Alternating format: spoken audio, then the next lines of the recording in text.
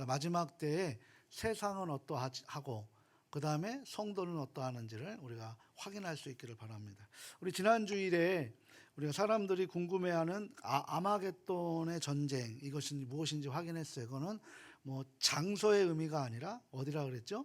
진리 전쟁, 우리의 영적 전쟁이라고 말씀드렸어요. 그래서 우리는 항상 아마겟돈, 그 무깃도라는 곳이, 무깃도 골짜기가 그 이스라엘을 그냥 다 침범하려고 했는데 모든 그 교통의 요지, 그러니까 요충지가 바로 그곳인데, 그곳에 모여서 이스라엘을 아무리 무너뜨리려고 하더라도 그 무깃도는 처음엔 골짜기였다가 거기가 대적들의 무덤이 돼서 지금은 구릉덩이가 되었다. 그런 하나님의 보호하심으로 아마겟돈 전쟁의 승리는 성도이고 하나님의 자녀이다라는 것, 우리가 함께 나눴습니다.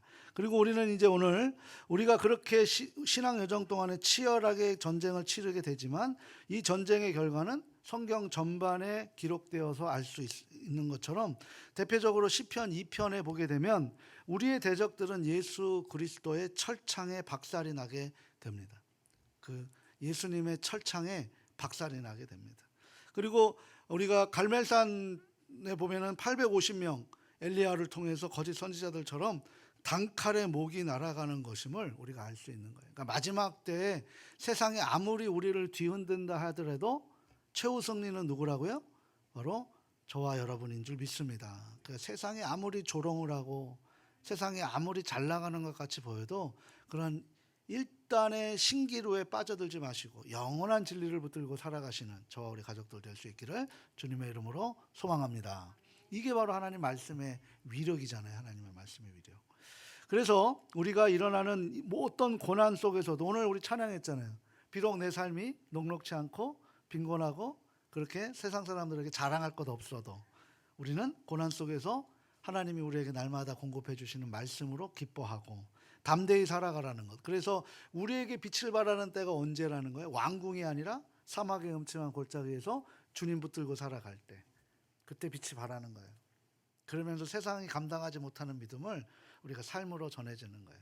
삶으로 우리가 성경을 쓰는 인생, 그 주제로도 한번 제가 말씀을 한번 묵상을 해보려고 합니다.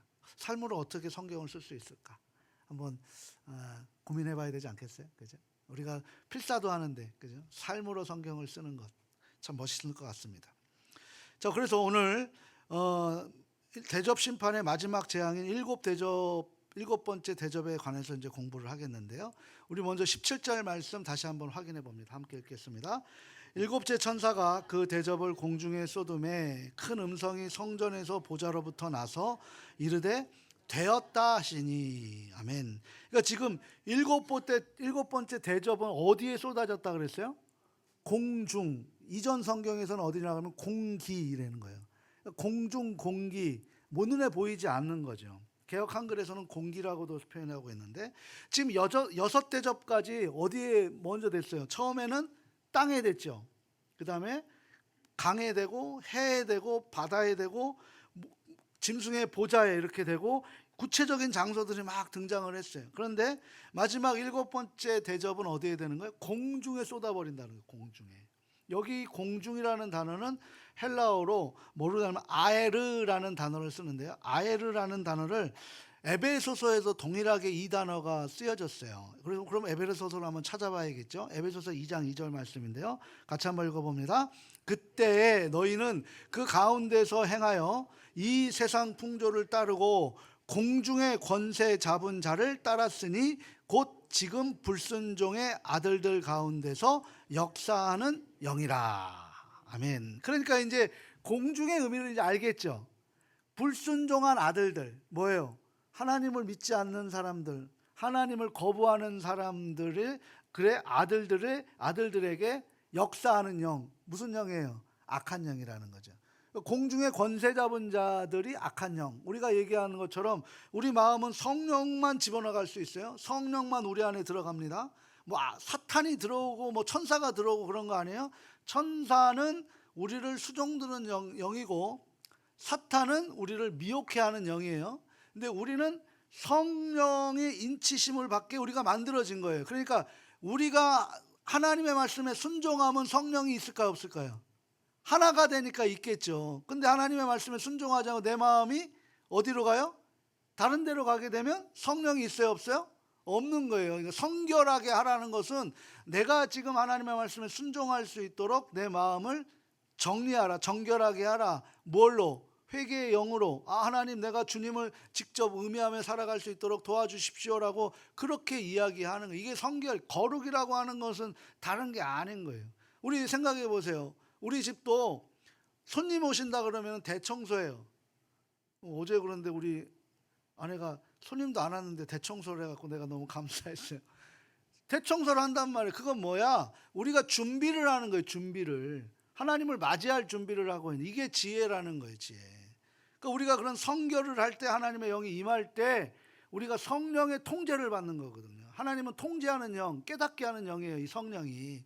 악한 영은 우리를 안에 들어올 수가 없어요. 그러니까 우리의 마음을 자꾸 어디로 가게 하는 거예요? 바깥으로 향하게 만드는 거예요. 악한 영, 공중 권세를 잡은 자, 불순종의 아들들로 만들게 하는, 그 가운데 역사하는 영이라 지금 말하고 있는 거죠. 그 불순종의 아들들 가운데 역사하는 게 뭐예요? 마귀가 붙드는 세상을 공중이라고 얘기하는 거예요. 공중. 마귀가 붙드는 세상. 그러니까 일곱 번째 대접이 공중에 쏟아졌다라는 것은 사탄 마귀, 그가 권세를 잡고 부리는 악한 세상 전체에 지금 하나님의 마지막 심판의 대접이 어떻게 됐다? 쏟아졌다라고 이야기하고 있는 거예요. 마지막 세상 전체의 멸망을 이야기하고 있는 거죠. 마지막 심판 대접이잖아요. 그죠?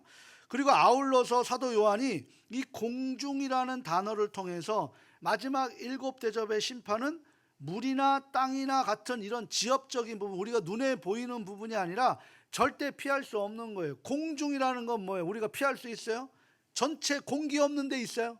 없죠. 그러니까 이 공기, 공중, 어떻게 보면 공기가 더 맞을 수가 있어요. 공기가 있는데 모든 데는 하나님이 그 심판을 이뤘다. 이건 뭐예요? 총체적인 심판을 지금 하고 계신다는 거죠. 총체적인 심판을. 누구에게? 그럼 우리는 뭐 해야 돼요? 신천지처럼 신천지 안에 들어가야 돼요? 하나님 말씀 안에 들어가야 되는 거예요? 하나님 말씀 안에. 이게 진리예요. 그러면 신천지는 뭐예요? 거짓 선지자들이지. 거기에 현혹되면 된다, 안 된다? 안 된다. 지금 얼마나 이 미혹의 영들이, 정말 거짓 선지자들이, 적그리스도들이 얼마나 많아요. 적그리스도라니까 그리스도로 와서 온 것처럼 해서 본인이 적그리스도가 되는 거예요. 이단, 끝이 달라지는 인생 되면 안 된다는 거죠. 자, 그래서 어떤 피조물도 이 공기, 공중에서 상관없이 살 수는 없다. 공기 없이는 살 수 없다라는 것을 지금 말씀하고 있는 거예요. 이러한 일곱 번째 대접 심판은 심판의 총체성, 그리고 뭐예요? 완결성을 지금 내포하고 있다는 거죠. 이 총체성과 완결성은 바로 그 다음에 이어서 나오는 구절에 더 명확해집니다. 그러니까 일곱 번째 대접이 공중에 쏟아지자 그 대접의 심판의 주관자이신 하나님 보좌에서 무슨 음성이 들렸어요? 무슨 음성이 하나 들렸는데 큰 음성이 납니다. 뭐라고 얘기합니까? 17절에 마지막에 뭐라고 돼요? 성전의 큰 음성이 성전에서 보좌로부터 나와서 이르되 되었다 하시니라고 되어 있습니다. 되었다 하시니. 되었다, 헬라어로 겐고겐이라는 단어인데요. 게고넨이라는 단어인데요. 세 번역으로는 이것을 뭐라고 하면 다 되었다라고 얘기하는 거예요. 다 되었다. It's done이라는 거예요. It's done. 완료 동사를 써버리는 거죠. 이제 끝났다. 미완료 시대가 아니라 끝났다. 구원이 완성됐다. 심판이 완성됐다. It's done이라는 단어를 쓰는데요. 이 선언은 사단과 그에 따르는 모든 자들이 멸망되고 피조물이 깨끗하게 되는 하나님의 심판행위의 완성함을 통해서 되었다라는 이 단어는 완료 동사라 되는 거예요. 그러니까 심판이 이제 완전히 심판이 이르렀다, 심판으로 되었다라고 얘기하는 거예요. 우리는 이 단어 한 단어 안에서도 하나님의 심판이 완결되었음을 알 수 있는 것입니다. 우리 주님은 이미 2000년 전에 십자가 위에서 이 말씀을 하신 적이 있죠. 십자가 위에 가상 7원 중에 주님이 말씀하신 거 있잖아요. 다 이루었다. 같은 의미라는 거죠. 구원을 이제 다 이루었다. 그래서 예수를 믿는 모든 사람들은 구원에 이를 수 있다. 다 이루었다. 여기서는 다 되었다. 이제 예수를 믿지 않은 모든 것들은 다 심판으로 이루어진다. 지금 이야기하고 있는 거예요. 우리가 아시다시피 십자가에서 다 이루심의 고백은 마귀의 완전한 패배를 의미합니다. 마귀는 우리를 죽음으로 우리를 옥죄었는데 주님은 그 죽음을 딛고 이기신 거예요. 그래서 예수님이 죽으신 거예요. 죽으시고 부활하신 거예요. 그러니까 예수를 믿는 사람들은 죽어도 다시 살아나는 놀라운 역사가 일어날 것이다라고 보여주시는 거예요. 그리고 마지막에 그렇게 부활된 사람들만이 승천할 것이다.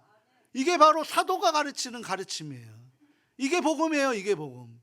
주님의 십자가의 부활을 믿고 우리가 거듭나서 영원히 하나님 곁으로 갈 수 있는 것을 알려주신 거. 그래서 죽음, 부활, 승천을 우리 주님이 직접 다 보여주시는 거예요. 그거를 그래서 보는 데에서 하나님께서 들려 올라 승천하셨던 의미가 다 그런 의미예요. 그것을 본 사람들이 누구다?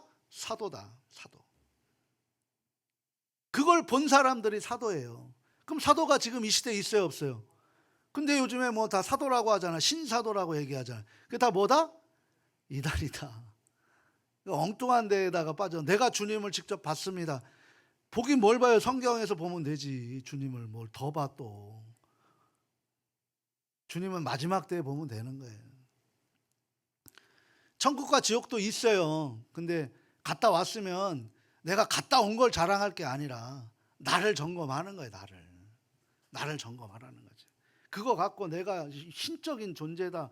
이게 다 적거리지. 이 마지막 시대에 그런 게 막 난무한다니까요. 난무한다니까요. 그러니까 우리가 정확하게 성경 공부를 해야 되는 거죠. 자, 그래서 예수님께서 철장으로 그 마귀의 허리를 꺾으신 거예요. 이제 그들이 최후의 발악을 하다가 영원한 멸망을 하게 된 날 반드시 곧 오게 된다는 것. 개고넨이라는 것 다 되었다. 완료 동사를 이야기하고 있는 거죠. 자, 그리고 18절에 어떻게 이어집니까? 18절 말씀 또 읽어보도록 합니다. 번개와 음성들과 우레소리가 있고 또 큰 지진이 있어 얼마나 큰지 사람이 땅에 있어 온 이래로 이같이 큰 지진이 없었더라. 아멘. 그러니까 큰지 사람이 이 땅에 있어 온 이래로 그만큼 큰 지진이 없다는 거예요. 지금 뭐 도쿄에 엄청난 지진이 지금 일어나고 도쿄에 막 지금 뭐 피하라고 할 정도로 지금 그러고 있어요. 이지혜 집사님 기도하셔야 돼요. 딸내미가 지금 일본에 지금 워킹 홀리데이로 가고 있거든. 일본이 지금 그 뭐 큰 지진이 있었다는데 또 그걸 가지고 또 이게 마지막 때다 뭐 하다 그렇게는 보지 말자. 마지막 때는 주님만 하시는 거예요. 주님만 하시는. 우리는 오늘만 최선을 다해 살아가면 되는 거죠. 7번째 대접이 쏟아지니까 번개, 음성들과 우레소리와 큰 지진이 일어납니다. 이러한 표현들은 언제 일어나면 하나님의 나타나심, 현현이라고 하는 현현하심. 하나님이 나타나실 때 뭐 시내산에서 보면 우레소리가 나고 번개소리가 나고 그렇게 나타나시잖아요. 그리고 심판을 모셔할 때 이런 것들을 사용하시는 거예요. 구약에도 동일하게 사용하시죠. 대표적으로 뭐 출애굽기 19장 우리 시내산에서 이제 율법이 생성될 때 그때 바로 나타나심을 설명할 때도 쓰였죠. 우리 출애굽기 19장 그냥 제가 말하는 게 아니라 확인을 하면서 해야 되는 거예요. 그래서 출애굽기 19장 16절에서 19절 말씀 우리 한번 확인해 봅니다. 함께 합니다. 셋째 날 아침에 우레와 번개와 빽빽한 구름이 산 위에 있고 나팔 소리가 매우 크게 들리니 진중에 있는 모든 백성이 다 떨더라. 모세가 하나님을 맞으려고 백성을 거느리고 진에서 나오매 그들이 산 기슭에 서 있는데 시내산에 연기가 자욱하니 여호와께서 불 가운데서 거기 강림하심이라. 그 연기가 온기가마 연기 같이 떠오르고 온 산이 크게 진동하며 나팔 소리가 점점 커질 때에 모세가 말한즉 하나님의 음성으로 대답하시더라. 아멘. 하나님의 음성으로 하나님의 나타나심 속에 이런 번개, 우레소리, 지진 이런 것들이 지금 소품으로 사용되고 있다라는 것을 볼 수 있다는 거죠. 이렇게 하나님의 현현과 그 하나님으로부터 나타나시는 심판의 모습이 묘사할 때 번개, 음성, 내성, 지진, 우상 등을 상징하는 것으로 동원됩니다. 지금 우리가 강해하고 있는 계시록에도 보면 계시록 4장 5절에도 표현되어 있고요. 8장 5절에도 표현되어 있고요. 11장 19절에도 표현되어 있어요. 이건 나중에 한번 확인해 보세요. 4장 5절, 8장 5절, 11장 19절에서도 하나님 보좌가 등장하면 여지없이 번개와 음성과 뇌성과 지진들이 함께 등장하는 것을 볼 수 있어요. 그러니까 이런 부분들을 우리가 공통점을 찾아내면 이 부분이 어떤 상황이라는 것을 우리가 알게 되면 이 말씀의 상황을 정확하게 이해할 수 있게 되는 거예요. 우리가 뭐 바다 이런 얘기도 할 때도 우리 의미를 알아야 되는 거예요. 그래서 그러니까 7번째 대접의 재앙이 공중에서 쏟아지니까 똑같은 것들이 등장을 하는 거죠. 여기서 우리는 중요한 한 사실을 알 수 있습니다. 그러니까 이 말씀은 하나님의 존재 자체가 이미 뭐를 의미하고 있다? 선포를 의미하고 있다. 지금 이 시대 하나님이 존재하시는 건 뭐예요? 심판밖에 없다. 심판을 지금 내포하고 있다라는 거죠. 다시 말해서 하나님의 속성상 절대 죄와 악을 묵과할 수 없는 분. 그러니까 주님은 언제 이 땅에 오시냐면 우리 창세기 6장에서 9장에 보게 되면 노아 심판 때 가득 찰 때, 그 가득 찰 때 우리의 마음이 어떻다고요? 우리 지난주에 했잖아요. 회개가 안 된다니까, 완악해진다니까.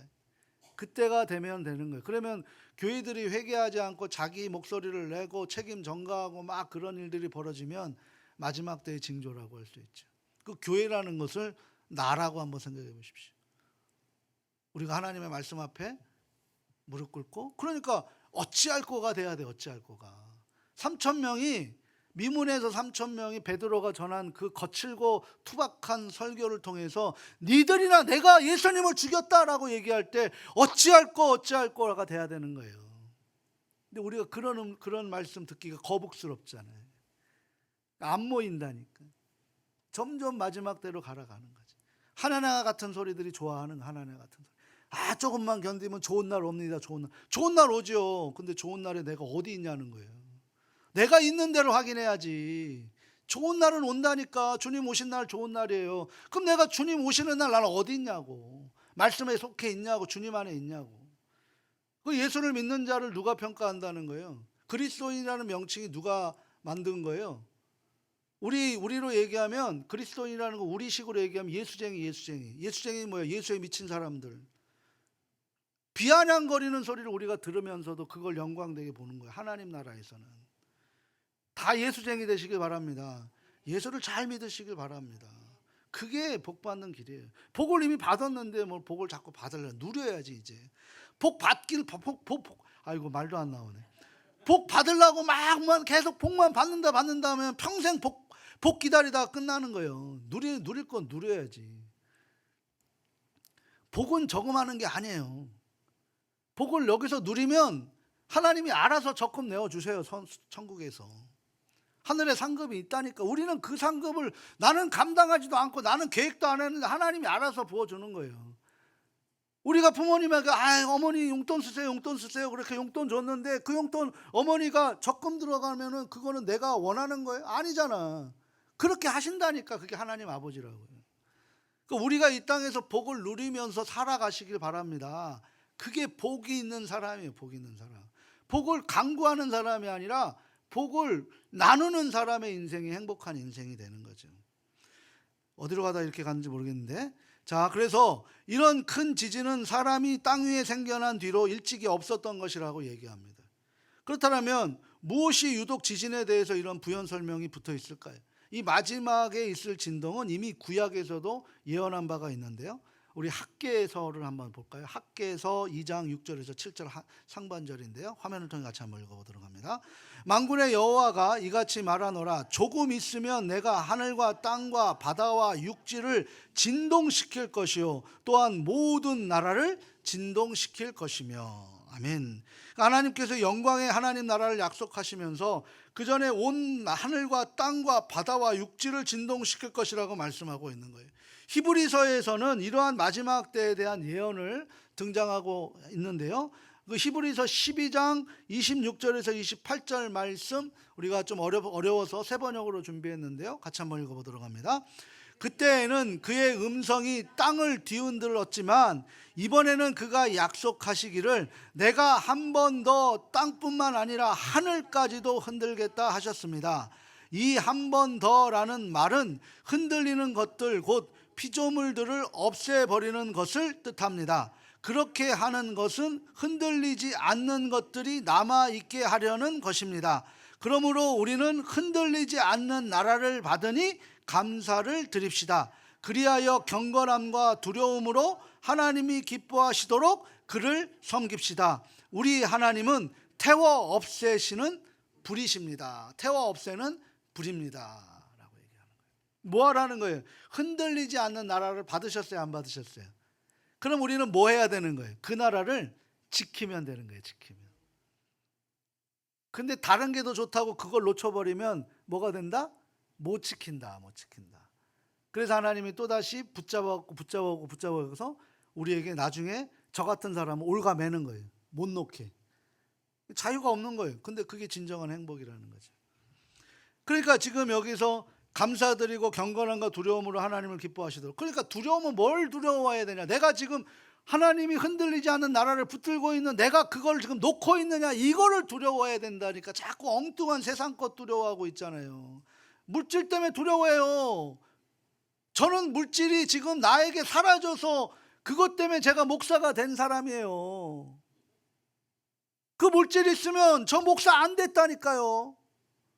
어떤 게 복이에요? 어떤 게 복? 물질 때문에 어떻게 예수님을 버릴 수 있겠어요? 근데 제가 그랬어요. 그래서 하나님이 내 스스로가 못 버리니까 못 버릴 수 있도록 만들어 버리신 거예요. 지금 와서 생각해보니 그때는 저도 얼마나 삿대질하면서 하나님 앞에 욕했을까요? 지금은 땅치고 후회하니 잘못했습니다. 그 지금은 뭐 돈이 있으면은 더 떨려요. 이거 갖고 또 하나님 앞에 또 죄 짓는 거 아니까. 그러니까 막 여기저기 후배들 뭐 사주고 선교 주고 그러는 거지. 뭐 그럴 돈도 없지만. 자, 그러니까 오늘 본문의 큰 지진은 무엇을 위하는 것일까요? 하나님의 백성들이 머물게 될 흔들리지 못할 하나님 나라가 완성됨을 알리는 축포와 같은 거예요. 세상 사람들은 이것을 무서운 공포로 느끼겠지만 우리에게는 뭐예요? 축제의 불꽃이라는 거죠. 축제의 불꽃이라는 거예요. 그러니까 성도인 우리에게 전쟁과 기근이나 질병이나 자연재해나 그 어떤 것도 공포와 두려움의 대상이 될 수 없습니다. 시편은 이미 그 마지막 때의 상황을 자세히 묘사하고 있습니다. 이 시편의 고백이 우리의 고백될 수 있기를 소망합니다. 시편 46편 1절에서 3절 말씀이에요. 같이 한번 읽어보도록 합니다. 하나님은 우리의 피난처시요 힘이시니 환난 중에 만날 큰 도움이시라. 그러므로 땅이 변하든지 산이 흔들려 바다 가운데 빠지든지 바닷물이 솟아나고 뛰놀든지 그것이 넘침으로 산이 흔들릴지라도 우리는 두려워하지 아니하리로다. 아멘. 그러니까 세상이 요동쳐도 우리는 두려워하지 않는다. 한번 생각해 보십시오. 뭐 때문에 두려우십니까? 경제가 상황이 어려우면 그것 때문에 두려우신 거잖아요. 근데 우리는 어떻게 해야 된다고요? 거기에 내가 마음을 빼앗겨서 주님을 놓칠까 봐 두려워해야 되는 거예요. 우리 7교회 칭찬받은 교회 있죠. 서머나 교회하고 빌라델비아 교회. 서머나 교회는 자기들이 부자인데도 그 부를 포기하고 주님을 선택한 것이고, 빌라델비아 교회는 자기는 가난해서 빵을 선택할 수 있는데도 그 빵을 포기하고 주님을 선택한 거예요. 그래서 칭찬받은 거예요. 그런 칭찬이 우리에게도 있을 수 있기를 바랍니다. 그러니까 땅이 변하든지 산이 흔들려 바다 가운데 빠져버리든지 바닷물이 솟아나서 뛰놀든지 바다가 넘쳐 산이 흔들릴지라도 하나님의 자녀인 우리는 두려워하지 않는 것. 기왕지사 뭐 살다가 굶어 죽어도 하나님 곁에 가는 것이고 영원히 사는 것인데 뭐가 두렵습니까? 죽음을 두려워하지 않는다니까요. 근데 두려운 게 하나 있어요. 내가 이렇게 살아도 주님 앞에 부끄러운 구원이 되면 될까? 이걸 나는 두려워하는 거예요. 저는 이런 두려움이 우리에게 있어질 수 있기를 바랍니다. 지금 당장 주님 부르시면 너 뭐 했니라고 할 때 할 말 없어갖고 그냥 머리 그적그적거리고 있는 그런 모습이 아니기를 그럼 바라는 거죠. 내가 너 이것 때문에 내가 참 기뻤어. 이런 소식들을 그 자리에서 듣고 싶은 마음이 우리에게 있어야 돼요. 이걸 욕심내세요. 이 욕심을 내세요. 이 욕심이 하나님이 기뻐하시는. 우리는 욕심이 있어야 돼요. 욕심쟁이가 있어야 되는데 엉뚱한 것을 욕심내다 보니까 그 욕심에 우리가 다 빠져버리는 거예요. 그래서 하나님보다 이걸 우선적으로 생각하고 이것 때문에 고민하고 있는 거죠. 하나님이 너무 자존심 상하고 있는 거예요. 다 내가 만든 건데 어떻게 내가 만든 거하고 그걸 같이 하면서 거기에 너희들 마음이 빼앗기냐라고 얘기하는 거예요. 이 사탄의 영이 가만히 두는 게 아니라니까요. 마지막 때에 점점 더 한다라는 거죠. 그러니까 우리에게 환난 가운데 만나주실 우리의 아버지이신 하나님이 계시기 때문에 우린 요동치 않은 거예요. 그래서 주님 만나게 되면 우리 안에 뭐가 있어요? 평안, 샬롬의 세계가 있는 거예요. 뭐가 있든 없든 내 영혼이 은총이 뭐 빈들이나 왕국이나 하늘나라라는 거예요. 그래서 베드로가 사형 집행 전날에 어떻게 했어요? 코를 골고 잠을 잘 수 있는 거. 한번 생각해보면 다음날 죽는 거 알고 있는 사람이 코 골고 잘 수 있어요? 다 주무시길 바랍니다. 그렇게 코 골고. 예? 왜? 기대되잖아요. 기대되잖아. 내가 이제 주님 만나러 가는데 얼마나 기대돼요. 그러니까 코 골고 자는 거지 뭐. 그런 담대함이 있어야 되는 거예요. 예수님께서 풍랑을 이는 바다 가운데도 곤히 주무실 수 있는 거죠. 왜? 그 바다가 우리를 아무렇게 할 수 없다니까. 생명의 주인은 누구예요? 하나님이신 거예요. 하나님. 흔들리지 않는 거예요. 그게 평안, 샬롬이라는 거예요. 샬롬. 샬롬이 내 몸이 평안한 것이 아니라 내 영혼이 하나님, 내가 하나님의 영혼과 합체되게 만들어 놓은 그때가 평온한 거라는 거예요. 그때가 언제예요? 내가 하나님께 내 그 인생의 주인은 하나님이다 주권을 내어드릴 때, 세상 사람들은 절대로 이해하지 못하는 일일 때 그때가 행복하고 천국이라니까요. 그때가. 이걸 어떻게 세상 사람들이 이해할 수 있어요? 믿는 우리도 이걸 이해 못해갖고 오늘도 내일도 시름시름 부엘세바에서 왔다 갔다 하는데, 기근 좀만 있으면 애굽으로 쑥쑥 내려가고, 그리고 천부에 오시옵소서 손 들고 옵니다라고 하고. 그게 우리라니까요. 그게 우리라니까요. 그래서 오늘 예배가 중요하다는 거예요. 예배가, 말씀이 중요한 것이고, 저와 여러분이 진정으로 하나님 나라를 맞으신다, 하나님의 자녀가 맞다라면 우리는 그 어떤 것도 두려워할 필요가 없는 거예요. 우리는 천지를 창조하시고 한순간에 불태워 버리실 수 있는 하나님의 자녀들입니다. 저도 처음에는 두려웠어요. 이 교회를 어떻게 예전의 부흥으로 다시 옮길 수 있을까? 두려웠다니까. 근데 지금은 두렵지 않고 기대가 돼요. 하나님이 하시는데 그럼 나는 내가 내일에서 최선을 다하면 되는 걸 준비하면 하나님이 우리를 만들어 주시는 거라. 돕는 자 붙여주십시오. 하나님 열정 있게 해주십시오. 그리고 우리 안에서 부정적인 생각들 다 사라지게 하시고 긍정적인 생각으로 하나님과 하나 될 수 있도록 도와주십시오. 이거밖에 없어요. 이거밖에. 그리고 하나님 열어가시는 거죠. 우리 인생도 마찬가지 아닙니까? 내가 열심히 일하고 내가 잘한다고 내 머리로 한다고 나보다 더 뛰어난 사람이 없냐고요. 세 사람이 나 한 사람 속이려면 바보 되는 거는 바로 세상의 모습인데, 그렇게 속고 속으면서 그때서부터 신세한탄하고 그러면서 그게 뭐냐는 거예요. 그게 인생에. 그 조금 더 내 손 안에 주어질 수 있려고 그것 때문에 인생을 망가뜨리는 인생보다 주님 앞에 나갔을 때 하나님이 잘했다 칭찬하시는 그 인생 살아가야 되는 게 맞지 않겠냐는 거죠. 소위 여기에서 예배를 드리는 우리들마저는, 세상 사람들은 뭐 그렇게 산다 할지라도 그렇지 않습니까? 그렇게 살아가야 되는 거 아니에요. 이 자리에 와 있는다고, 정말 죄송합니다만 이 자리에 와 있다고 천국 가는 거 아니라니까. 천국은 성도가 가는 거예요. 교인이 가는 게 아니에요. 우리 너무 착각하고 있어요. 여기 있다고 다 천국 간다고 생각하는, 내가 믿는 예수님 진짜 예수님인지 우리가 어떻게 확인할 수 있어요? 내가 말씀 속에서 이 말씀을 내가 믿지 않는데 어떻게 내가 예수님을, 내가 만든 예수님 금송아지라고 생각하지 못할 수 있냐라는 거예요.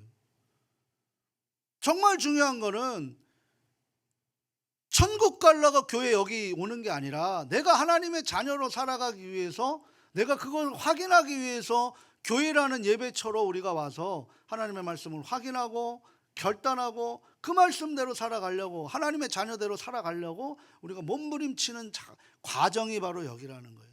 어찌할꼬. 한번 생각해 보십시오. 제가 이런 말씀 드리면 좀 불편할 수 있는데 우리가 하나님 앞에 칭찬받을 만한 삶을 이 한 주간 사셨습니까? 그럼 하나님 어찌합니까? 이렇게밖에 안 되는데, 그때 하나님이 애통할 때 우리에게 하늘의 위로가 있어준다는 게 산상수훈의 두 번째, 애통하는 자가 복이 있나니 천국이 하늘의 위로를 천국이 그들의 것이며 하늘의 위로를 받을 것임이라. 말씀이 그 애통이 바로 그 위로가 된다라는 거예요. 그래서 아버지를 신실한 보호 아래 천국 갈 사람들임을 우리가 잊지 마시길 바랍니다. 요한일서 4장 18절에 이런 말씀을 하세요. 같이 한번 읽어보도록 합니다. 사랑 안에 두려움이 없고 온전한 사랑이 두려움을 내쫓나니 두려움에는 형벌이 있음이라. 두려워하는 자는 사랑 안에서 온전히 이루지 못하였느니라. 아멘. 그러하기에 세상 사람들처럼 두려워하는 것이 아닌 우리가 진짜 두려워해야 할 것은 따로 있다. 그것은 무엇입니까? 진짜 내가 그리스도인이 맞는가? 내가 구원을 붙들고 살아가는 사람들인가? 내가 진짜 바로 믿고 있는가?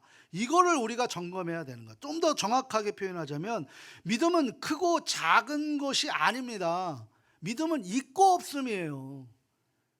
작은 것은 겨자씨만한 그 믿음, 우리 이전에 보면 겨자씨 여기서 보셨죠? 그 믿음만 있어도 산을 옮기는 그런 믿음이라니까요. 그러니까 믿음이 크고 작은 거는 나중 문제고 있는지 없는지를 우리가 확인해야 된다는 거예요. 확인해야 된다는 거예요. 내 믿음이 없음을 항상 확인해야 되는 거예요. 그럼 있음을 찾아가야 된다는 거죠. 우리가 아무리 교회를 오래 다녀도 이 거듭남의 체험이 없는 교인들이 많다는 거예요. 제가 항상 강조했듯이 천국에서는 겨자씨만한 믿음만 있으면 들어가기에 그 겨자씨만한 믿음을 이 세상에서 나는 지금 체험하고 있느냐, 이게 정말 중요하다라는 거예요. 이게. 그래서 저는 목회를 하면서 날마다 이 결심 기도를 해요. 더 열심히 더 강력하게 하나님의 복음을 선포할 수 있도록 담대함을 주시옵소서. 저에게 맡겨주신 이 예언교회가 모든 가족들이 날마다 함께 거듭난 백성으로 다시 날 수 있도록 영적인 체험이 엄청나게 넘쳐나게 예배 가운데, 집회 가운데, 기도회 가운데 일어날 수 있도록 도와주십시오라고 얘기하는 거예요. 정말 중요한 거예요. 교회 다니는 것보다 예수님을 체험하는 게 중요한 거라는 거죠. 우리가 예수님을 제대로 믿는다면 이 영적인 체험인들이 있어야 되는 거예요. 그래서 기독교는 체험 종교예요. 내가 아는 만큼 믿어요. 내가 믿는 만큼 알게 되는 거예요. 내가 예수님을 얼마나 많이 믿고 아느냐에 따라서 그 지경이 넓어지는 거예요. 아, 하나님이 이 정도까지 나를 아시니까, 내가 이 정도 아니까 그럼 내 목숨까지 내어 드릴 수 있는 거예요. 체험 아닐 수 있으니까. 아무리 맛집이 좋다 내가 가서 먹어보지 않으면 그 맛집을 평가할 수가 없는 거예요. 좋을 것 같더라, 좋다 하더라지. 정말 맛있다라고 하는 건 뭐예요? 시편 34편 8절에 여호와의 선하심을 맛보아 알지어다 라고 하는 거예요. 맛보아 아는 사람이 그에게 피하는 거고, 그게 복 있는 사람이라니까요. 맛을 알아야 돼요. 맛을. 이 체험이 기적으로 이야기하는 것이 아니라 내가 변화되는 모습으로 점점 더 하나님의 자녀로 세워지는 모습을 발견하게 되는 거예요. 이것이 바로 예수님을 제대로 믿는 거죠. 그러니까 우리는 매 순간 정말 내가 바로 가고 있는 것인가를 항상 점검해야 돼요. 이것만 확인한다면 더 이상 우리는 두려울 것이 없습니다. 오히려 기대할 것이 더 많아집니다. 이 세상은 우리가 알지 못하지만 반드시, 그리고 머지않아 최종적인 심판이 하나님께서 다 되었다, It's done이라는 그런 말씀으로 이 땅에 오시게 된다는 거예요. 계속해서 본문 19절과 20절에는 더욱더 선명하게 세상 권세 잡은 자들과 그의 세력들을 멸망으로 예고합니다. 19절에 보게 되면 그렇게 하나님께 멸망당한 존재들, 하나님의 맹렬한 진노의 포도주를 받게 된 존재들이 뭐라 그래요? 큰 성, 만국의 성들, 큰 성 바벨론이라고 부릅니다. 이 큰 성은 어디입니까? 우리 이 부분에 대해서 계시록 11장 8절에서 한번 확인했죠. 다시 한번 확인해 봅니다. 함께 합니다. 그들의 시차가 큰 성 길에 있으리니 그 성은 영적으로 하면 소돔이라고도 하고 애굽이라고도 하니 곧 그들이 주께서 십자가에 못 박히신 곳이라. 아멘. 영적으로는 소돔이라고도 하고 애굽이라고도 하는 곳입니다. 소돔은 뭐예요? 타락한 도시죠. 타락한 도시. 대표적인 상징이죠. 애굽은 뭐예요? 하나님의 백성들을 포로로 잡은, 핍박하던 곳. 그 성의 실체는 뭡니까? 하나님을 대적하고 하나님의 백성들을 포로로 잡고 핍박하며 타락하며 더러움을 조장하는 마귀의 세력들과 그들이 거하는 곳. 바로 그것이 어디예요? 예루살렘 성 밖이라는 거죠. 그 큰 성을 다른 말로 하면 죽음이 있는 곳. 우리 예수님께서 십자가의 죽으심이 어디에서 일어났어요? 성 밖에서 일어난 거예요. 죽으신 거죠. 그 성은 다른 말로 얘기하면 바벨론이라고도 얘기해요. 바벨론이라는 것은 뭐예요? 우리 창세기의 바벨탑 사건 아시죠? 바벨이라는 것은 혼란이라는 뜻입니다. 혼란.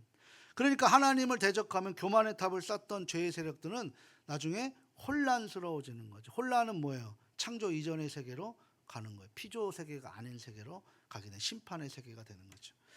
그 성은 만국의 성들이라고 부르요. 백성들과 무리와 열국들과 방언들이라는 의미를 부르기도 있는데요. 이렇게 큰 성과 큰 성 바벨론, 만국의 성들은 같은 것을 반복해서 나열하는 것은 그들은 반드시 멸망한다라는 거예요. 사랑하는 가족 여러분, 세상에 자기들이 영원한 줄 알고 착각합니다. 세상은 영원할 것 같다고 생각해요. 진시황도 그렇고 누구도 그렇고 다 그렇죠. 아닙니다. 이 세상에 영원한 나라는 없어요. 영원할 것 같은 나라는 다 역사 속으로 다 무너졌어요. 오직 하나만 영원한 것을 지켜가고 있습니다. 그게 어떤 나라예요? 하나님 나라예요. 보이지 않는 나라. 그 멸망성의 불 속으로 다 던져지게 될 것입니다. 하나님은 절대 실수가 없으시는 분이에요. 하나님의 진노의 손에서 칼을 빼시면 그거는 죄인들이 살아남을 수가 없는 거예요. 그래서 19절에 보면 큰 성 바벨론이 하나님 앞에 기억되신 바 되었다라는 구절이 있습니다. 근데 한번 생각해 보세요. 하나님이 기억하셔야만, 그것을 체크하셔야만 기억하시는 분입니까? 우리는 하나님을 어떤 분이라고 그래요? 전지하신 하나님이라는 거예요. 모든 것을 다 알고 계시는 하나님. 근데 그 하나님이 지금 뭐 하신다는 거예요? 기억해 두겠다라고 표현하고 계시는 거예요. 이건 뭘까요? 바로 그 기억해 두겠다라는 그 진노의 불길의 공중 권세 잡은 자의 세상은 반드시 무너질 것이다라는 것을 예고하고 계시는 거예요. 그리고 이제 영원한 새하늘과 새 땅을 우리에게 주실 것이다. 그래서 20절에 보게 되면 모든 섬들이 사라지고 산들이 자취를 감추었다라고 표현을 합니다. 계속해서 21절을 보게 되면 재앙의 내용으로 우박이 등장하는데, 이 우박의 무게가 21절에 몇 달란트라 그래요? 한 달란트래요. 한 달란트. 한 달란트가 몇 킬로인 줄 아세요? 금 한 달란트. 요즘에 금값 한 돈이 얼마예요? 뭐 30만 원, 40만 원 한다던데, 그죠? 한 돈도 40만 원 정도 하는데 한 달란트, 금 한 달란트 받은 사람이 나는 왜 조금 말도 안 되는 거예요. 금 한 달란트 60kg, 60kg. 한번 생각해 보세요. 60kg면 지금 얼마요? 근데 60kg의 우박이 떨어진다고 생각해 보세요. 60kg의 우박이. 나만 할 사람이 있어요? 나만 할 사람이? 60kg의 우박이 떨어질 때? 지금 그만한 우박을 맞으면은 그냥 그 자리에서 즉사해버리는 거죠. 이 우박 재앙은 애굽의 7재앙에서 애굽의 7번째 재앙에서 나타난 거죠. 그러니까 출애굽 우박 재앙은 최후의 종말을 상징하는 것으로 우리가 볼 수 있어요. 전쟁 때 하나님께서 성도들의 원수들을 진멸하는 하나님의 무기로 이 우박을 사용하셨던 거죠.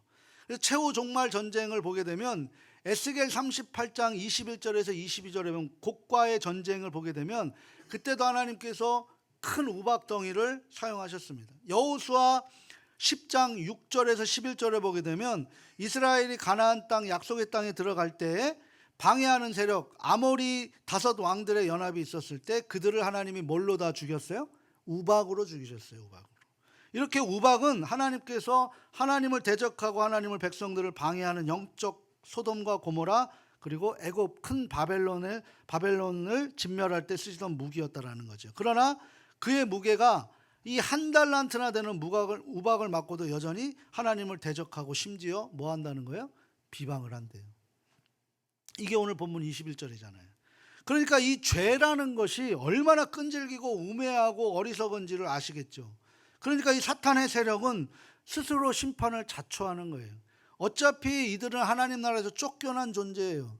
그러니까 뭐 하는 거예요? 물귀신 작전으로 하나님의 백성들을 뭐 하는 거예요? 같이 들어가려고 하는 거예요. 같이 잡아 들어가려고 그직하고 있는 거예요. 거기에 우리가 지금 다 빼앗기고 있는 거죠. 내 자녀가, 내 이웃이, 내 사랑하는 가족이 그렇게 빼앗기고 있는 거예요. 너가 믿으면 나도 보험 들을 거 아니야. 무슨 보험이 들어요? 구원에. 개인 구원이지. 그래서 우리가 눈물 뿌리고 중보젓기도 하는 거잖아요. 심판은 미래가 어느 날 일어날 것이 아니라, 물론 미래 어느 날 완전한 종말이 오는 건 사실이지만 언제 일어날지 모르기 때문에 우리가 놓치면 안 된다는 거예요. 번개와 내성과 음성과 지진으로 큰 우박으로 이 땅의 진노를 대접을 쏟으실 때 하나님의 심판은 오늘도 이 세상에 쏟아지고 있는 것입니다. 이제 우리가 이만큼 요한계시록을 공부하셨으면 한번 잘 생각해 보십시오. 2000년 전에 일곱 재앙의 내용을 이미 예수님께서 예언하신 말씀이 있어요. 그게 마태복음 24장 13절에서 14절까지 말씀인데요. 우리 좀 길지만 그래도 끝까지 한번 읽어보도록 합니다. 함께 합니다. 예수께서 감람산 위에 앉으셨을 때 제자들이 조용히 와서 이르되 우리에게 이르소서 어느 때에 이런 일이 있겠사오며 또 주의 임하심과 세상 끝에는 무슨 징조가 있사오리이까.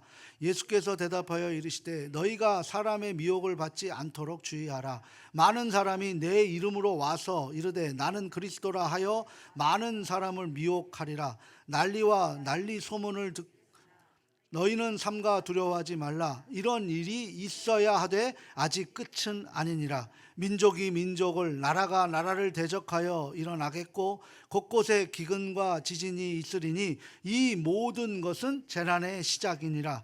그때에 사람들이 너희를 환난에 넘겨 주겠으며 너희를 죽이리니 너희가 내 이름 때문에 모든 민족에게 미움을 받으리라. 그때에 많은 사람이 실족하게 되어 서로 잡아주고 서로 미워하겠으며 거짓 선지자가 많이 일어나 많은 사람을 미혹하겠으며 불법이 성함으로 많은 사람의 사랑이 식어지리라.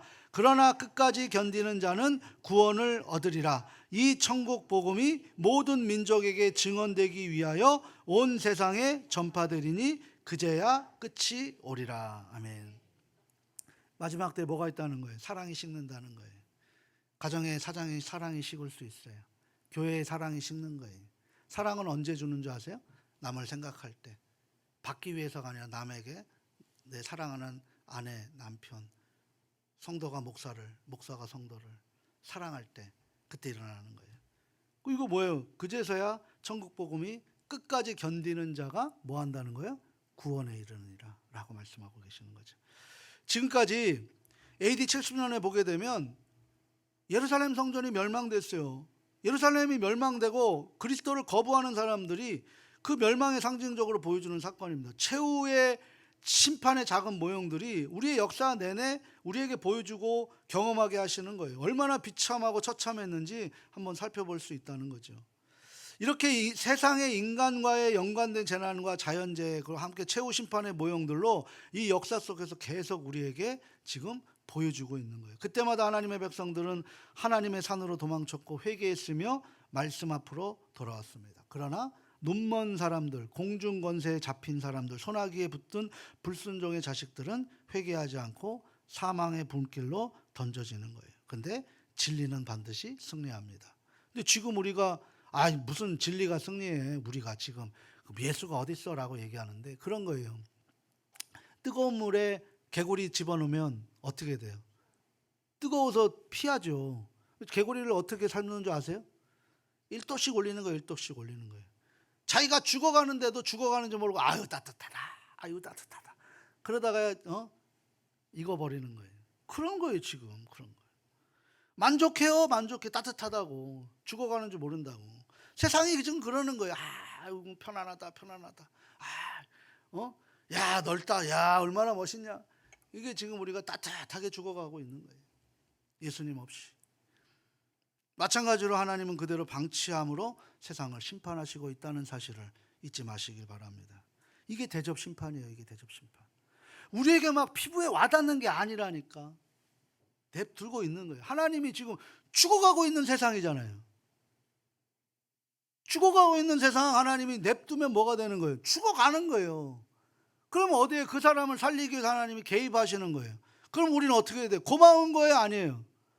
근데 고마워해야 하는데 불편해한단 말이에요. 왜 개입해갖고 이 세상 즐거움을 다 놓치게 하고 너나 믿으라고 그렇게 돼버리는 거예요.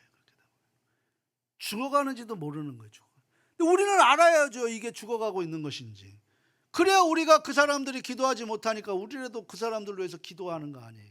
이게 중보적 기도 아니에요. 그 중보 기도의 대표가 누구예요? 예수님이잖아요. 그 예수님의 이름으로 기도하라는 건 뭐예요?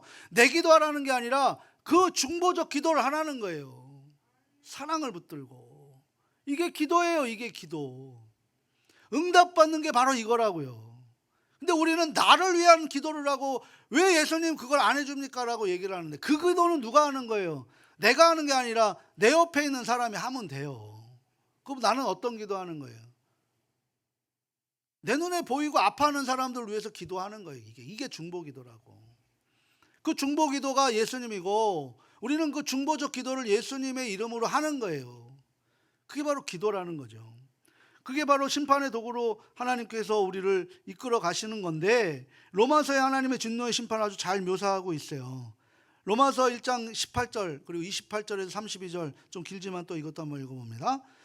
하나님의 진노가 불의의 행동으로 진리를 가로막는 사람의 온갖 불경건함과 불의함을 겨냥하여 하늘로부터 나타납니다. 사람들이 하나님을 인정하기를 싫어하므로 하나님께서는 사람들을 타락한 마음 자리에 내버려 두셔서 해서는 안 될 일을 하도록 놓아두셨습니다. 사람들은 온갖 불의와 악행과 탐욕과 악의로 가득 차 있으며 시기와 살이와 분쟁과 시기와 적의로 가득 차 있으며 수군거리는 자요, 중상하는 자요, 하나님을 미워하는 자요, 불손한 자요, 오만한 자요, 자랑하는 자요, 악을 꾸미는 모략꾼이요, 부모를 거역하는 자요, 우매한 자요, 신의가 없는 자요, 무정한 자요, 무자비한 자입니다. 그들은 이와 같은 일은 하는 자들은 죽어야 마땅하다는 하나님의 공정한 법도를 알면서도 자기들만 이런 일을 하는 것이 아니라 이런 일을 저지르는 사람을 두둔하기까지 합니다. 아멘. 이게 마지막 때의 이 우리의 모습인 거예요. 그래서 우리는 매일 우리의 삶 속에 매일매일 이런 종말이 일어나고 있다는 거예요. 매일매일 진노의 우박이 쏟아지고 있다는 거예요. 그러나 우리 성도들 삶 속에는 이 쏟아지는 우박 속에서 매일매일 구원의 역사가 지금 일어나고 있는 거예요. 기적처럼. 우리는 그 속에서 우리의 거룩함을 다듬어 가고 하나님 앞에서 앞길로 돌리는 회개의 삶을 살아갈 수 있기를 바랍니다. 사랑하고 소중하고 존경하는 가족 여러분, 오늘도 우리가 처해 있는 현실은 큰 성 바벨론의 영향력 아래에 신음하고 휘청거리며 넘어질 듯 말 듯 버티고 있는 것입니다. 이런 비참한 상황이라면 우리는 왜 그렇게 온 혼신의 힘을 다 쏟으며 한 주간을 살다가 이 주일날 예배의 자리로 나와야 합니까? 예배를 통해서 하나님의 존엄한 영광을 만나고 말씀을 통해서 다시 한번 그래도 진리가 승리한다라는 사실을 붙들고 일어나야 하기 때문인 거죠. 그래서 자꾸 성경에 보여지는 세상은 빛바랜 복음이라고 가치절하하고 고리타분해 보이는 그래도 진리는 마지막 때 최종적으로 그리스도를 통해서 승리한다라는 이 말씀을 붙들고 오늘도 승리자의 삶을 살아가는 것입니다. 그러하게 저와 여러분은 아무것도 두려워하지 마시고 진짜 두려운 것을 찾아서 그 하나님을 인식하지 못하는 것을 두려워하시면서 어떤 상황 속에서도 그 상황을 하나님의 자녀됨으로 만들어가는 복된 기회로 선용하시고 행복하고 기쁨이 넘치는 삶을 우리가 몸소 체험할 수 있기를 주님의 이름으로 소망합니다. 마지막으로 베드로전서 3장 말씀이 우리에게는 오늘 생명의 결단력이 될 수 있기를 바랍니다. 우리 마지막으로 읽고 기도하고 마치도록 하겠습니다. 어떤 이들이 생각하는 것과 같이 주님께서는 약속을 더디 지키시는 것이 아닙니다. 도리어 여러분을 위하여 오래 참으시는 것입니다. 하나님께서는 아무도 멸망하지 않고 모두 회개하는 데에 이르기를 바라십니다. 그러나 주님의 날은 도둑같이 올 것입니다. 그날에 하늘은 요란한 소리를 내면서 사라지고 원소들은 불에 녹아버리고 땅에 그 안에 있는 모든 일은 드러날 것입니다. 이렇게 모든 것이 녹아버릴 터인데 여러분은 어떤 사람이 되어야 하겠습니까?